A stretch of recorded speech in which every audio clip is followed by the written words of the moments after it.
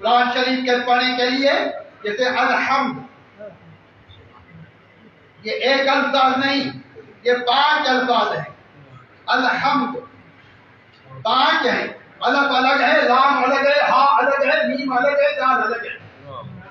ہر ایک کے پڑھنے سے 10 نیکیاں ملتی ہیں، 10 گناہ معاف ہوتے ہیں، 10 درجے بلند ہوتے ہیں۔ یعنی الحمد پڑھنے، الحمد سننے سے 50 نیکیاں ملتی ہیں، 50 گناہ معاف ہوتے ہیں، 50 درجے بلند ہوتے ہیں۔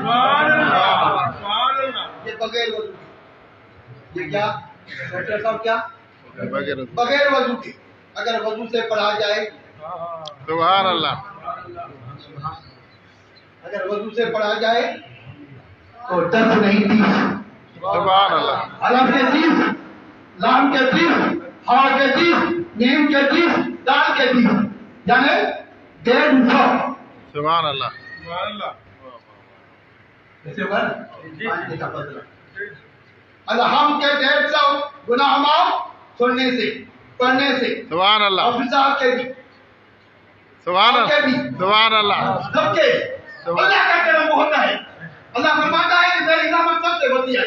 سبحان اور اللہ، دنیا میں اللہ نے جب دنیا بنائی تو اللہ محفوظ نے لکھ دیا کہ ان رحمتی، میری جو رحمت ہے سب سے زیادہ ہے۔ اللہ کی رحمت سے ناامید نہ ہونا ہماری رحمت اللہ۔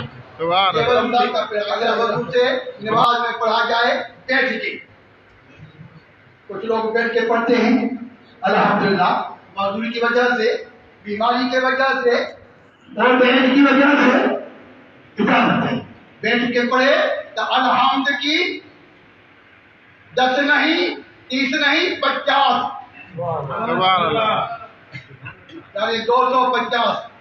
سبحان اللہ، الحمد کے 250 ثواب ملیں گے، 250 گناہ معاف ہوں گے، 250 درجات بلند ہوں گے۔ سبحان اللہ، اگر بیٹھ کے نماز میں پڑھے تو کتنا ثواب؟